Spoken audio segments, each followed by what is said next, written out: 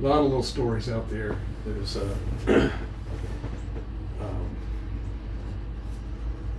I could get off on so many sidetracks. There was a guy that I sent Snooty II to. And he went up there as Garner Snooty II. And he became Puddlechuck Snooty II.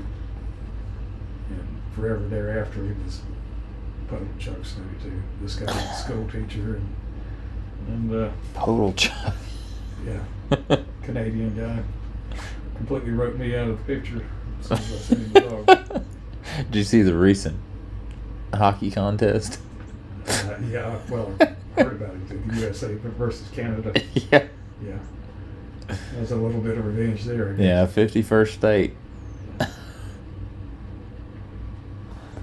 This is a little female that I got from Jack West. This female was beautifully bred.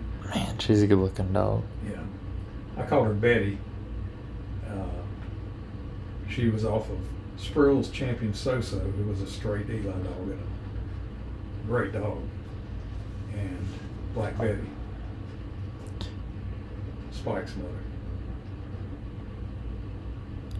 And didn't have a lot of pups for me. She never really did make that much of an impact on the yard.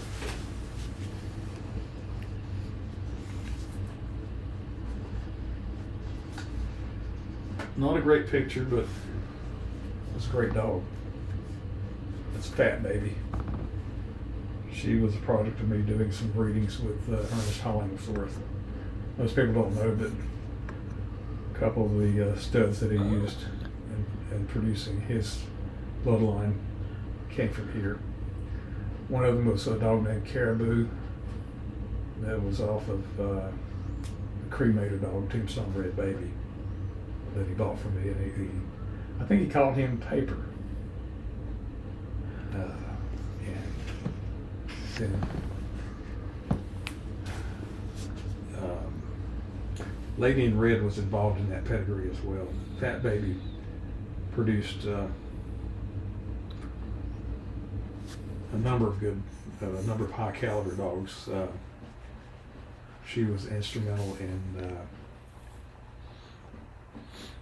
the stuff that I let Beach Boy Billy have, that he had so much success with.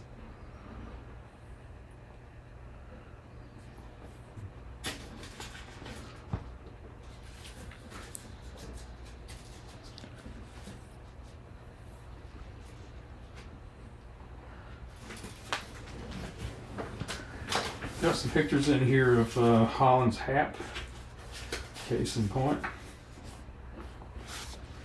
Hap. Most people don't know that I own him, and he's probably the best dog that I ever let go. Well, I can't really say that. He's probably the dog that I least wanted to let go, but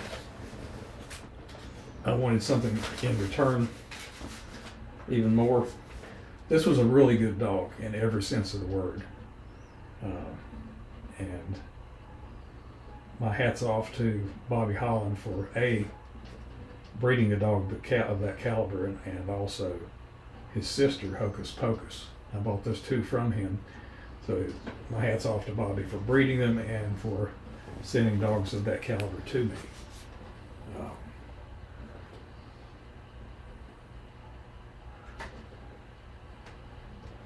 He made a big name for himself in several people's hands. He went to TVK, was a close friend of mine. He was very, very interested in having him. TVK had the Wicked dog. I really, really, really wanted the Wicked dog, and this worked out for me great with El Negro and that whole family of dogs. So I traded a good dog for a good dog, and it all worked out. But I think there's still some semen available from him. I may buy a shot of that and run it into Sansa. Yeah. I always wonder, Yeah, I always wonder what would happen to some of the great dogs that nothing happened with if they would just came here and got bred for 3 years. Yeah. Well, we can make or break them, and with the variety of bitches that we have available here, the number of bitches, the personnel, the refined techniques that we use, we raise an amazing percentage of what we produce. We produce more per dog, raise a lot more per dog, and we're able to distribute them to good people. So it's a huge thing. Yeah. It's really a huge thing. I recently had a talk with somebody about them wanting to send a dog here, and they ended up getting an extra $1,000 selling the dog to somebody else. And I was like, well, now you're footing up. Like, your dog could have had 5 years and a whole legacy, but you needed an extra $1,000. And you bothered me in the process, like for me to pick up the phone and listen to you, for you to just not take the advice. Yeah. I mean, and there's grand champions and recent grand champions that could have. James Reed is a great guy. He is. I like him a lot. We have a very good relationship. But I told him a long time ago, let me bring Bobby Peru, Squeeze, back here, and I promise you, at the end of his life, he'll be known worldwide, and so will you. And I think we lived up to that one, and he got Bobby Peru, and he got Conan, and the whole world knows about those dogs, and the whole world knows about him. And if anybody has any doubt, James Reed is a game man. Yeah. This is Lee Ling. You don't see many pictures of her.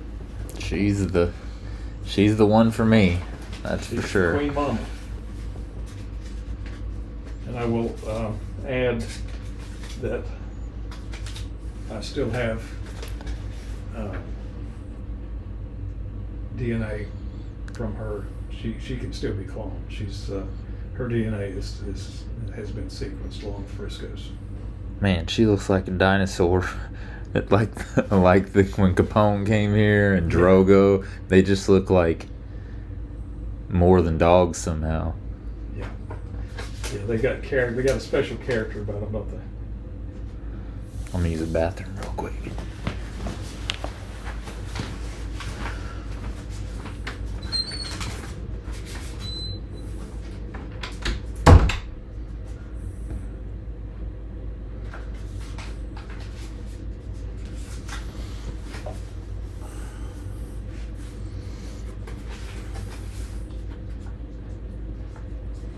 This is a very heavy bully sunbred female. Came from Cecil Middleton. Her name was Snow, and you know how Bobby Hall used to get from his bully son stuff, a fair amount of white in his dogs. I guess it's the Arts Missy stuff from the bully son Arts Missy breedings. She was she produced some good dogs. Very hard mouth bitch. She was from the Middleton's Prince, Young's Champion Sundance, Buster, that combination of stuff.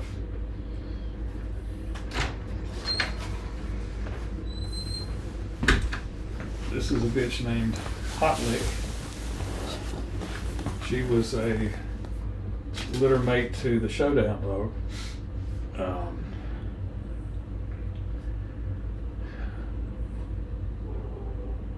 They were that was some of the earliest blood that I got that was Chinaman-like. Showdown was very much like Chinaman. A guy named Lewis Baird from up in Virginia had these dogs, and they were great dogs. Potlick was in a conditioning program out in California, and just to test her with fitness protocol and nutritional supplements. She was maxed out on running a treadmill, and she ran a treadmill nonstop for 24 hours. Yeah, that bitch she just showed. Sorry to go back to the Leeling dog, but Feel free. yeah, just whatever. You see Elmo in her, don't you? Yeah, I mean this is my dog, so Yeah. this is the part of my dog that the Frisco Leeling stuff that I just, from everything I know at least, it's everything. Like when people talk about what traits does it bring, like I want this trait or that trait, like this seems like the most balanced straight across the board. Like everything's a 9. Everything's a 9.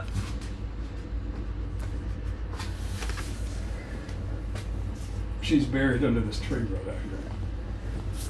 That's the Leeling tree. Whenever Frisco died, I put him in the pool. I put him under the Bradford pear tree on the other side of the pool. And they talk about how genetics travel in a horizontal path. Do you have any idea what that means? Basically, it means that whenever genetics from one organism is inside another organism, they can actually get intertwined with the genetics of the other organism. So this moving is a sideways path as opposed to a linear path of producing the next, going from one genetic existence to another in a linear fashion. One begets the other. But in a horizontal path, theoretically, there could be some Leeling genes in the leaves of that tree. One affects the other instead of begets the other. Well, yeah.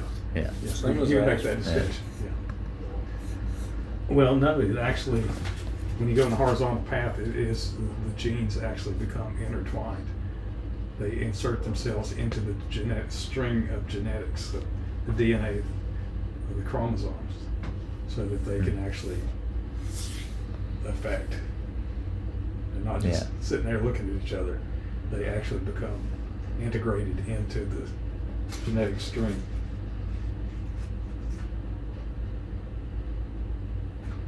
It's an ongoing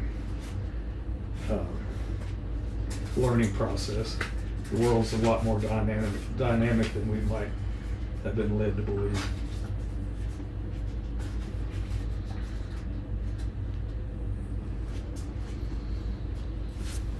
This was my first take with the Chinaman dogs. It was Leeling in the bottom, Frisco, through Champion G-Stack. This is a female that I've talked about before. That she was bred down from Teal's Tip, and as a puppy, as a 9-week-old puppy, she had so much prey drive that she killed one of her litter mates and dragged its intestines out. Okay, so obviously had to raise her. She looks like a nice dog. She turned out to be a cur. That's the way that goes.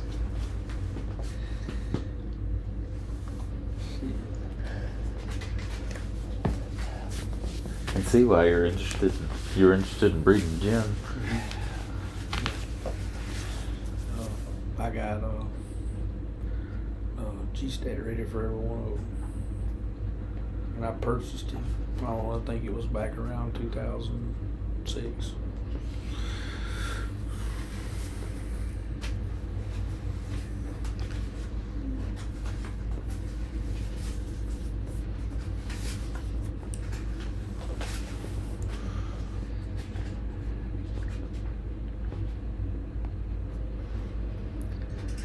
Sorry about this dead time, folks. Some of these pictures I hadn't looked at for ages, and I'm just trying to. The benefit of pause and fast forward. Yeah. And people don't have to.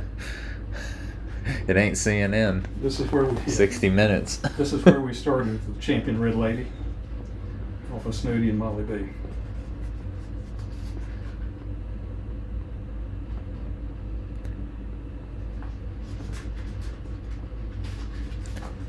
What do you mean this is where you started? We started our discussion today Oh, okay. with Molly B. Oh, yeah.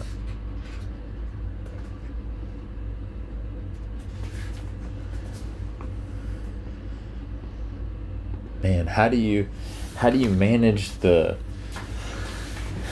manage the hopes